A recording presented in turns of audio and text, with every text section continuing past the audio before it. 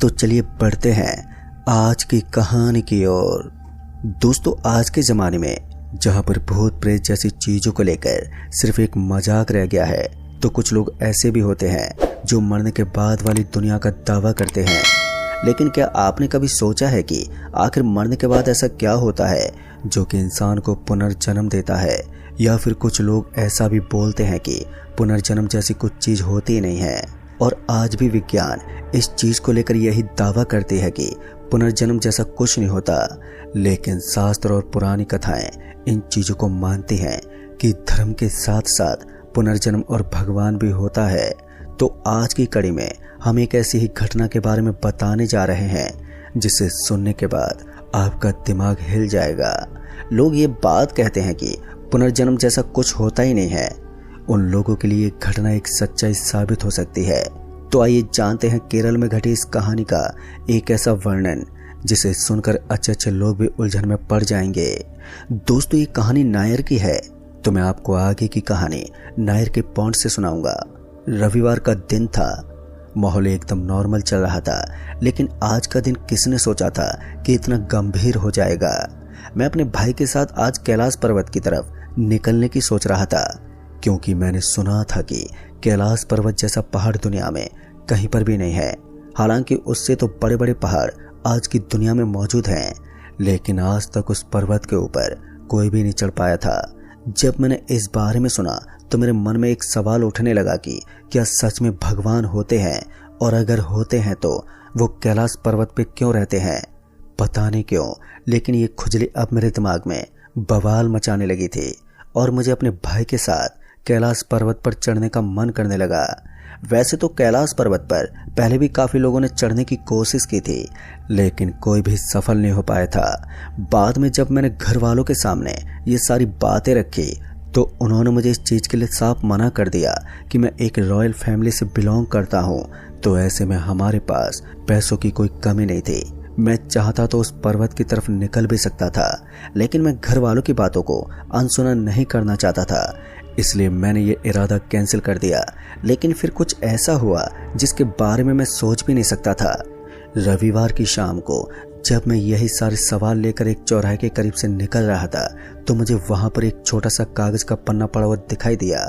उस पेज के ऊपर लिखा हुआ था कि आप अपने पिछले जन्म की चीज़ों के बारे में जान सकते हैं। ये सब पढ़ते ही मेरा दिमाग घूम गया और उसके बाद मैंने देखा कि उस पेज के ऊपर किसी का कॉन्टैक्ट नंबर भी लिखा हुआ था। उस पेज के ऊपर जो कॉन्टैक्ट नंबर लिखा हुआ था, मैंने तुरंत ही उसके ऊपर फ़ोन मिला दिया।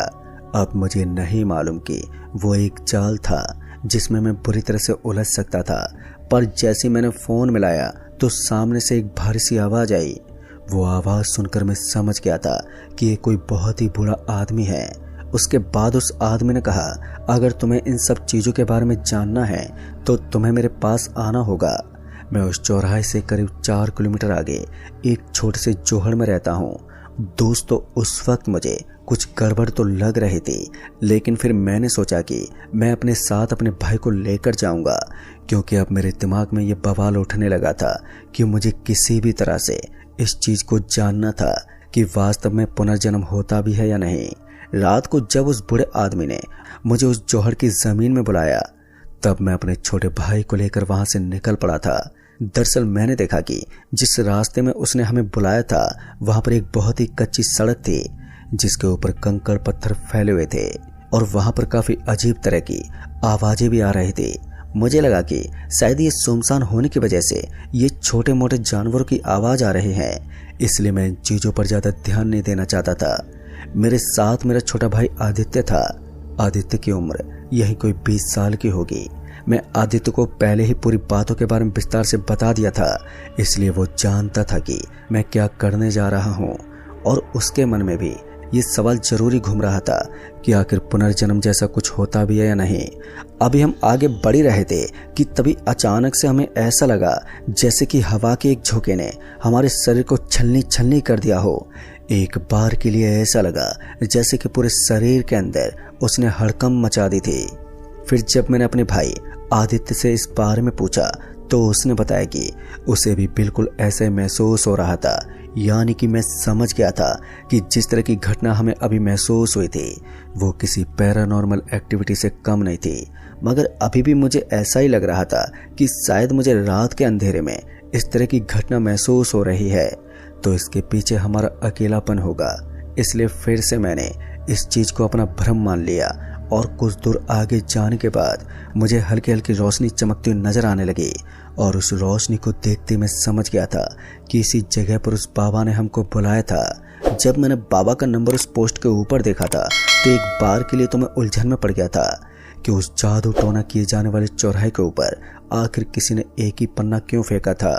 इसके अलावा भी तो वो और भी ज्यादा यहाँ पर पोस्ट फेंक सकता था, मगर अब इन सभी चीजों का जवाब मुझे उसी आदमी के पास जाकर मिलने वाला था जो मुझे अपने पुनर्जन्म की याद दिलाने वाला था।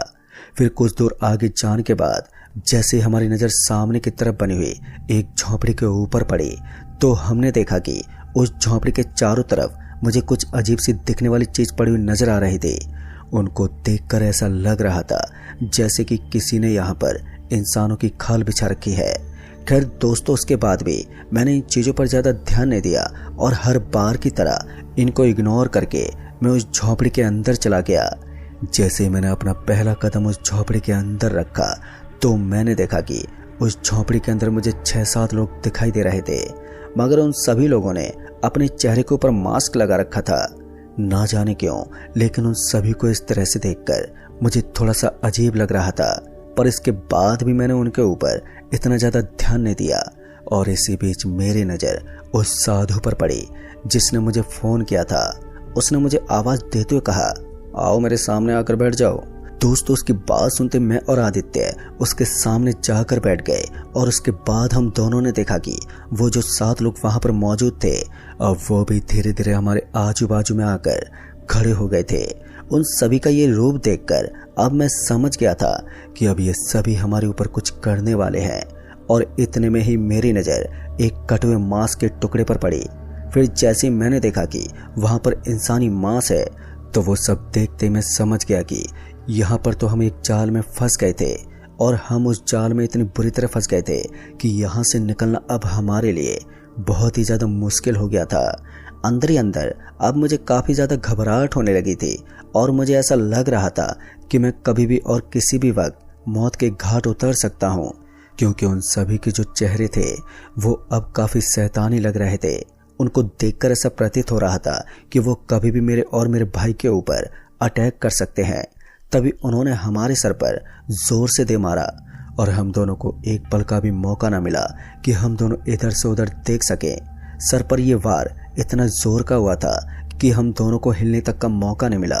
और उसके बाद जैसे हम दोनों की आंखें खुली तो हमने देखा कि हम दोनों के हाथ पर बंधे हुए थे और हम दोनों उल्टे लटके हुए थे। नीचे की तरफ गर्मा गर्म तेल था जिसके अंदर हमारा सर जाने वाला था।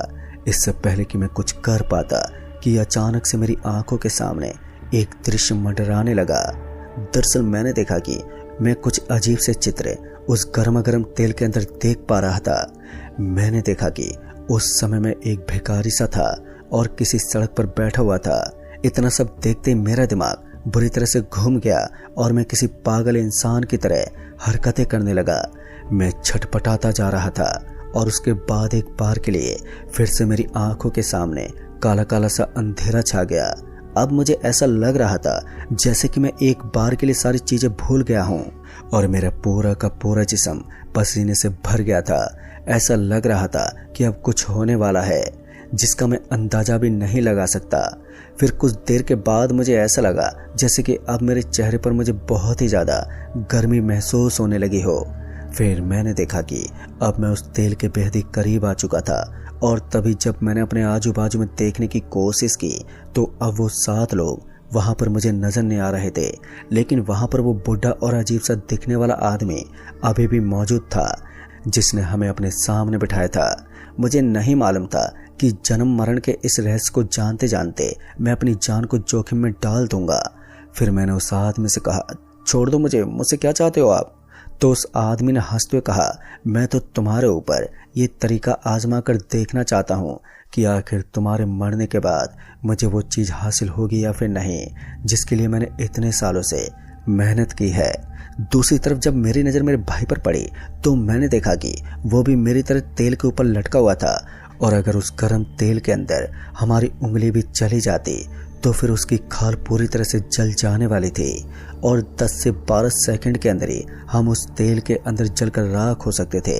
इसलिए हमें काफ़ी ज़्यादा डर लग रहा था। फिर कुछ देर तक तो सब कुछ नॉर्मल रहा, लेकिन उसके बाद मुझे लगा कि अब मुझे ही कुछ करना होगा, वरना आज हम दोनों की मौत बिल्कुल तय है। इसलिए मैंने अपने आप को छुड़वाने के लिए उस रस्सी को पकड़ना शुरू कर दिया जिसके ऊपर हम लटके हुए थे।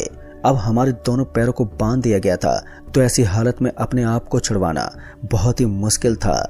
लेकिन उसके बावजूद भी मैंने पूरी ताकत दिखाई और पूरी ताकत लगाकर उस रस्सी को पकड़ लिया।